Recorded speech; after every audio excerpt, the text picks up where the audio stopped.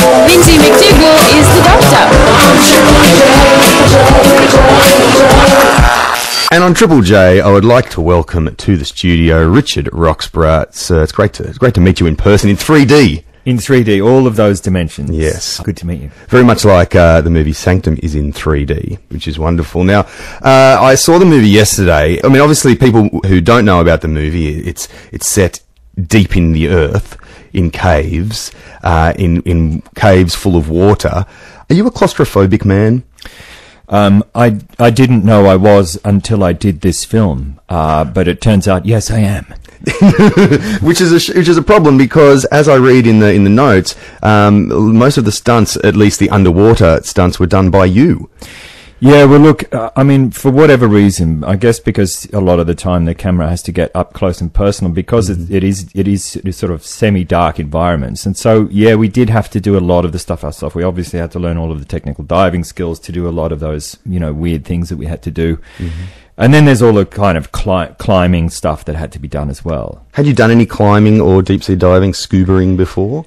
I'd done a little bit of climbing. I'd only ever done a resort dive before, which compared to what I had to do in Sanctum was, teddy bear's picnic. The difference was he didn't have some English backpacker telling you what to do, like you do on Green Island and the like. Yeah, look, what we had to get on top of for Sanctum was pretty mind-blowing, and the actual shooting of it was really genuinely scary. Yeah, and this was in South Australia, like in actual caves and stuff, as well as the set in Brisbane? No, in fact, all of it was these incredible sets made by Nick McCallum, a sort of brilliant designer, and it was so they were all cave systems reconstructed in the studio at the Gold Coast. The panic that is seen on, maybe not so much your face, because your character is quite stoic in this, but the other ones the other characters and other actors, some of it would be real then. Some of it was definitely real, and certainly the exhaustion was I can vouch for this, was genuine.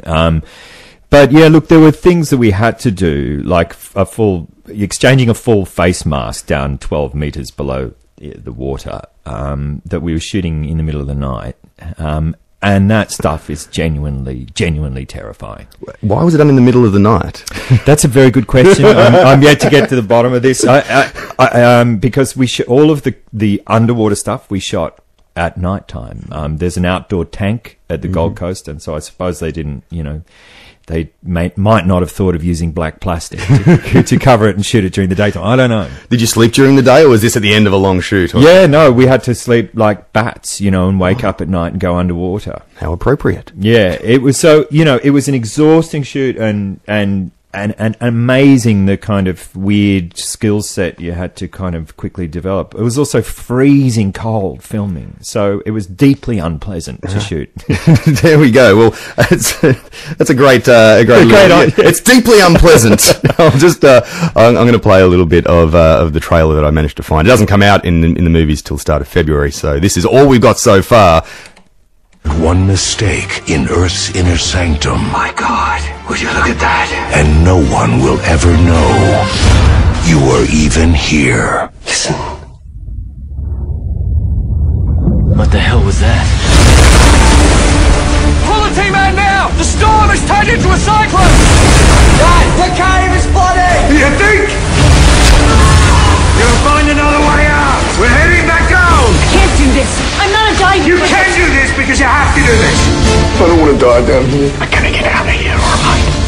We follow the river all the way to the ocean. This way. You sure? Nope. Not since Van Helsing, I think, have you had such a great voiceover announcing your movies. Yeah, it's pretty impressive, isn't it? It's good, but it sort of gives you the idea of the how people react in high pressure situations, which is, I guess, what the movie has a fairly underlying thing about. Yeah, look, I mean, the thing is based on a real event that happened, and so what these guys do, I mean, it's a bit like space exploration. It's the last frontier, if you like. It's the deep in the bowels of the earth, and these guys go down with kit that takes weeks and even months to get down there, and beyond that, they go out, under the water. Yeah. Well, the beginning of the dive is 2 kilometres below the earth in the movie, anyway. Yeah, that's right. So it's a kind of act of complete madness to any normal person's sight, but they're addicted to it, and you can sort of understand why, because they might just find this huge, beautiful cathedral, abyss full of stalactites. Or they might find the final path to the ocean, which is what this is about. That's why I spoke to a caver last year who actually I think it was in China, found the largest underground room. It had its own cloud system. It was so big. That's the kind of thing that we're talking about. I mean, that's the kind of, that's that's a treasure trove for these people, and it's what they live for. And they do get, they're addicted to it, and to proving things to themselves, and to also sort of point scoring with other speleologists. And there's a whole world. I discovered this whole world that I didn't know. What's the word, speleologist? Yeah, look, they call themselves spelunkers. They're guys who just go down where you would never dream of going. So there is a sort of infinite array of nightmarish possibilities, some of which are explored in this film, of course. Sounds like a lot of fun. Richard Roxburgh is on the show. Let's have a listen to a little bit of music. The movie Sanctum stars a bunch of Australian people. Dan Wiley's in there. Even the Chaser's Andrew Hansen makes a very brief cameo towards the start of the film, which is just brilliant. Let's listen to some music and talk a little bit more on Triple J with the Doctor.